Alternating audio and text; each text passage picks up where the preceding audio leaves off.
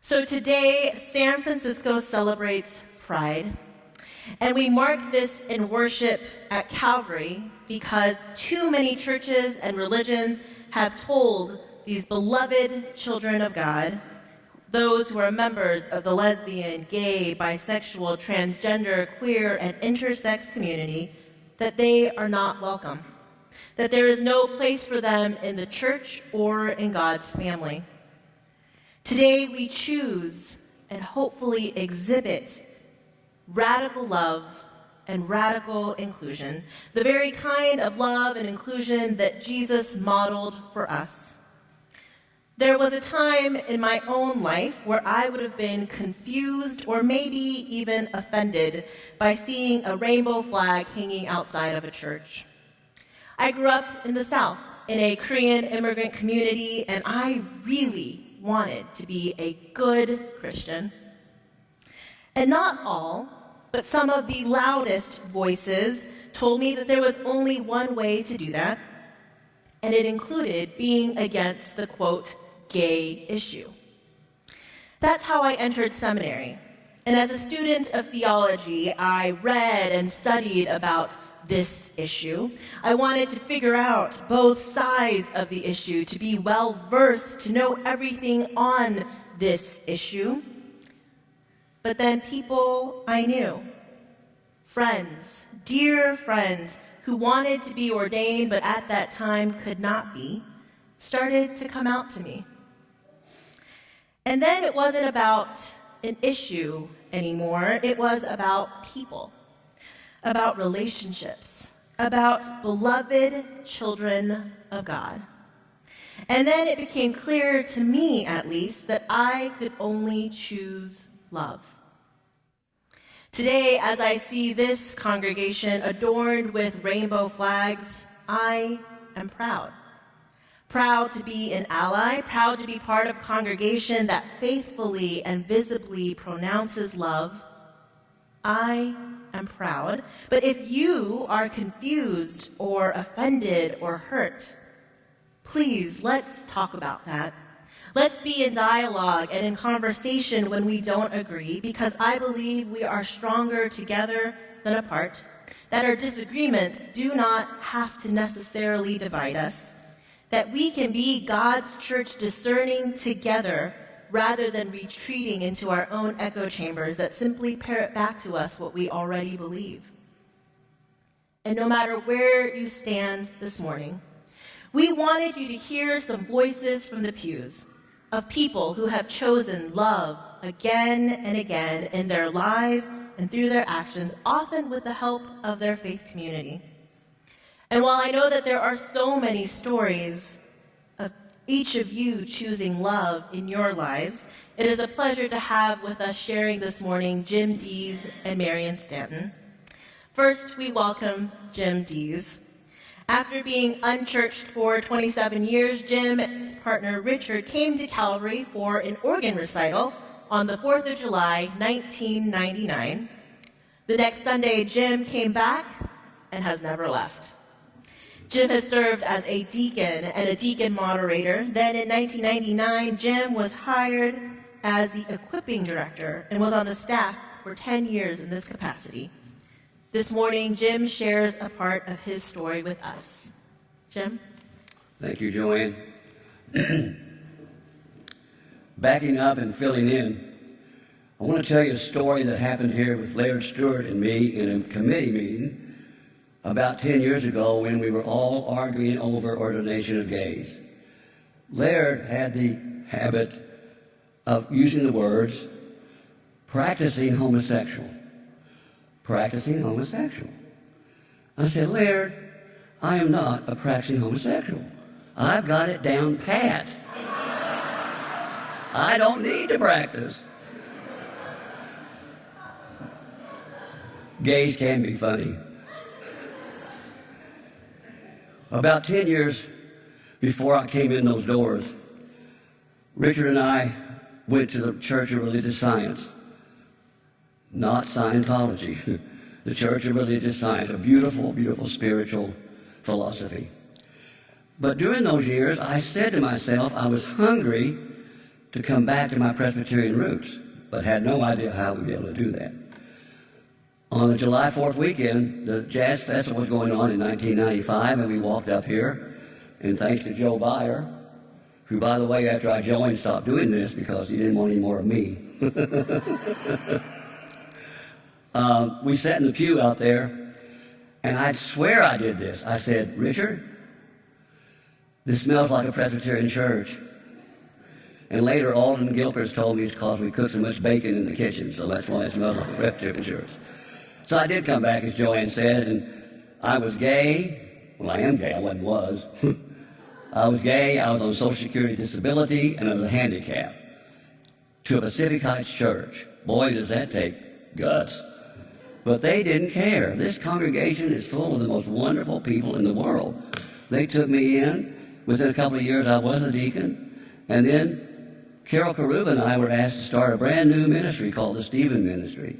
And we did that, and it lasted for 5 years, and it was very helpful. And then I was invited to join the staff as the director of volunteers, and that morphed into equipping, and we became a national church of equipping ministries, and we still are, thanks to John.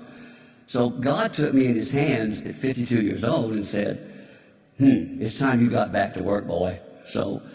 And I picked the right church. And this church does have love, love, love. And before I leave, I want to give a little history of a group that has been started here. In 1991, at the height of the HIV crisis, this church, thanks to Anna Giroux, who was a deacon moderator at the time, we had some men in our church who were HIV positive. They'd just been diagnosed, and they were scared, obviously. They were scared. They were lonely, probably away from their families. They didn't know how we would react. And she asked this church, they asked Anna to form an HIV support group, which she did. And as it grew, more women joined it. In fact, the women became the heart of the group. Fran Johns, Anna Giroux, Frances Escobar, Denise Shields, Virginia Stewart. Am I leaving anybody out? And then Gib Sims joined, and I joined, and we would meet once a month in someone's home, and they would cook for us. We would make cookies for cookie hour, and we put the banner up so they knew they were getting cookies from an HIV support group. But the most beautiful part about this story is that this was a group of women and men that helped these men through the HIV crisis to AIDS, to doing their transition. So this church is full of love, love, love. And I would like to ask anybody who was involved in the HIV support group in the 90s to please stand. Anna Giroux, Fran Johns, where's Fran? Fran Johns, Gib Sims, where's Gib?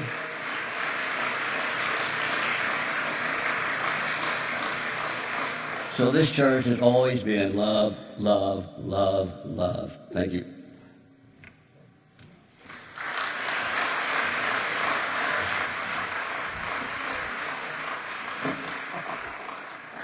Thank you, Jim, and thanks to all who allowed Jim to serve here and welcomed him so that he could serve here. And now I would invite Marion Stanton up. Marion moved to the San Francisco Peninsula in 1975 to attend law school. And she and Emmett, a law school classmate, married in 1978 and moved to the city to pursue their legal careers. Born and raised in a small town in Alabama, Marion grew up in the Southern Presbyterian Church. And she first attended Calvary on Easter Sunday in 1981 and joined the church the following year. She and Emmett have 3 children who have grown up here at Calvary, 2 of whom are married, and they have 1 grandson. Marion is an ordained deacon and an elder, and she has served on mission teams for youth ministry as well as adult education. She has served 2 terms on the board of the Calvary Foundation, and since 2003, she has chaired the Senior Adults Leadership Team, coordinating programs for the Tuesday Morning Senior Program. She's also been blessed to be part of a small covenant group for the past 15 years here at Calvary, and we are blessed to have her sharing with us this morning. Thank you, Marion. Thank you, Joann. So as Joann said, my husband and I have 3 grown children. They're grown now, and 2 of them happen to be gay. Our oldest child is Elizabeth. She's married to a guy named Kevin. They just celebrated their 6th wedding anniversary, and they're the parents of our only grandchild so far. We love Kevin very much, even though he is a Dodgers fan. We really do like Kevin. Some of you have heard part of Ann's story from me before. Ann is our middle child. When she was a senior in high school, she came in to talk to my husband and me to let us know that she had a date for the prom. Her date was Emma, her girlfriend. I don't remember exactly what we said or how we reacted completely. I'm sure we did things that weren't quite right. But once we understood that this was her girlfriend and that she was telling us something very special about her sexuality, we both hugged her, we told her we loved her, and we would be there no matter what. She was our daughter. That was just the way it was. It was an amazing evening. Not that we had it all figured out, I have to say. I'm sure we were pretty confused. But there was no question of our love and support for our daughter. Fast forward a few years and a few relationships, and Ann met Heather. She comes from good Lutheran stock, sort of another mixed marriage here. In fact, Ann and Heather met when they were doing a year of service in Milwaukee as part of the Lutheran Volunteer Corps, right after college. They fell in love and moved to Denver, where Heather was starting a graduate program in social work. They wanted to see how things were going to work out for them. Well, things worked out just fine. 3 years ago, we were blessed to be part of their wedding in Colorado. Now, this was before marriage was actually legal for them in Colorado, but it was a celebration of their love and commitment to each other in the presence of family and friends. As Ann explained to us, elopement was not an option. The point was to declare their love in front of family and friends, so to elope wouldn't have cut it. We were so happy that our families, all of Ann's aunts and uncles and cousins on both sides of the family were very supportive. No one stayed away because they disapproved of this beautiful relationship. I remember the night before the wedding, we asked Ann, "Are you happy?" She got the most radiant smile on her face and said, "Have you met Heather?" We adore Heather. She's not a Dodgers fan. We adore her anyway. Our son Emmett is our baby. He came out to us a bit later in life than Ann had, though this was less of a surprise to us. He had several things going on in his life to sort out, and he had to figure out how and when to be out to us. He knows how much we love him, and those of you who know him will surely understand that. We look forward to the day when he finds the right person to make a commitment to share his life. So the question Joann asked me to address was how all this has affected my faith. I know the support of clergy and friends here at Calvary has been incredibly helpful to me, and this church was a rock for our son as well, taking him in when he was a mess, nurturing him in love, and just being there for him. Before Ann came out to us back in high school, she met with our former pastor, Kevin Doty, himself a gay man, who helped her think about how to approach us. That was a gift. Ann told us later that among other things she talked with Rev Kev about was the possibility that we might reject her, that we might kick her out of our home. It broke my heart to hear that she even thought this was remotely possible. But she was 17. She'd heard stories about things like this happening, and it still happens to gay children across the country. I cannot imagine that this is what God expects or requires of us as parents, as Christians. I recall talking to Joann Witt, another former pastor here at Calvary, about Ann and Heather's plan to move to Denver. She asked me if I thought they were safe there. And I had never really thought about that. We've lived in the Castro neighborhood in San Francisco for 38 years, so we've seen a lot. But it's a pretty accepting area, especially now, though there's still instances even here of violence against gay people. Ann and Heather are not afraid to show affection in public. Denver's pretty cosmopolitan. They're very active in the gay lesbian community there. I try to believe they're safe. That's what I pray, that they'll be safe. But 2 weeks ago, when I woke up Sunday morning to the news that 49 people had been killed in a gay nightclub in Orlando, I was shaken. Even though I was pretty sure none of my children were in Orlando. It's a reminder of their vulnerability. And then I saw the list of the names and the ages of the young people who died a couple of days later. I knew these were my children, 28, 30, 32, all right in that age bracket, or almost all right in that age bracket, in the prime of life, just like my children. All of them the beloved children of someone. At least we'd like to think they were loved by their parents. We've now learned that some of them were not out to their families for whatever reason, and that their parents learned of their sexual preferences after they were killed or injured. It's even possible that some of these young people had been rejected by their families, and they may have been enjoying a night out with their chosen families, those who accepted them for who they were, in a place they thought was safe. There are parents whose churches, their communities of faith in all parts of the United States encourage them to reject these sinners, these abominations, these ugly words that are used to describe beloved children of God. Suicide is a real risk for teenagers and young adults in this country. And there are countries in the world where gay people are at risk for condemnation by the government. Many laws are motivated by interpretations of religious doctrine. It's just unconscionable to me. So I'm blessed to be part of a community of faith that gets it. We are called to love one another. At Calvary, we welcome everyone, really. And Isaiah, the prophet, tells us that God comforts us as a mother comforts her child. It's a beautiful image.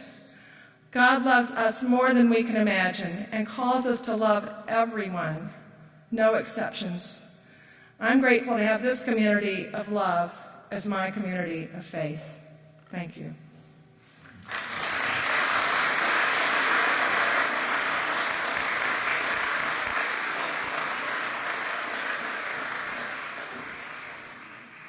Thank you, Marion. Thank you, Jim.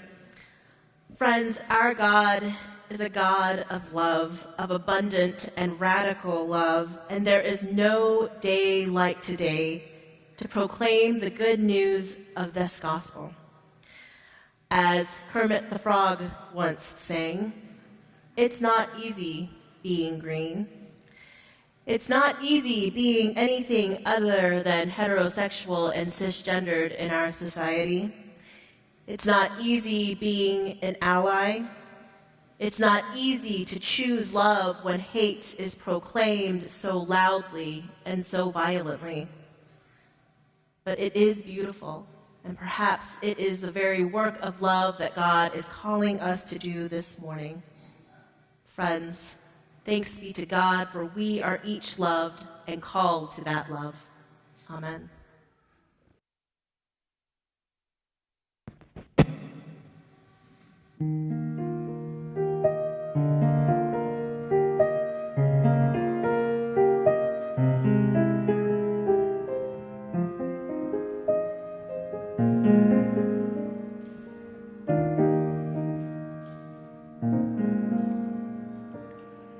It's not easy being green, having to spend each day the color of the leaves, when I think it would be nicer being red or yellow or gold or something much more colorful like that.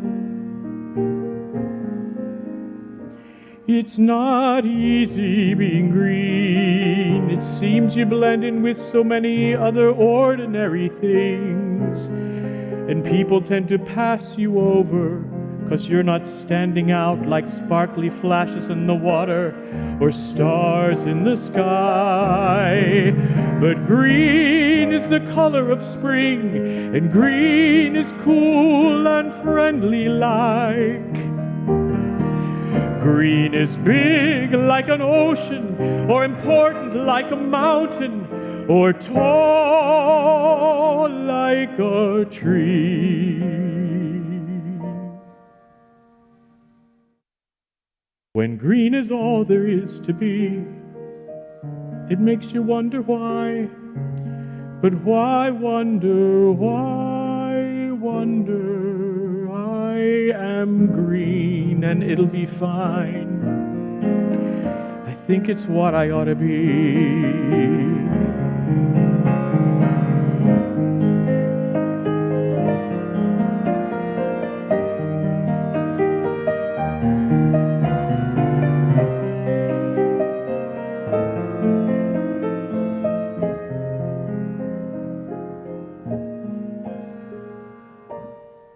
When green is all there is to be, it can make you wonder why.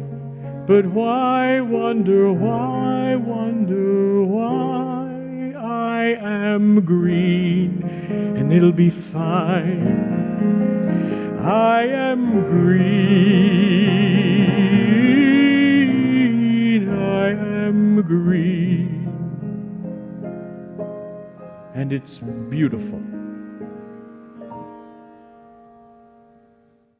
I think it's what I want to be.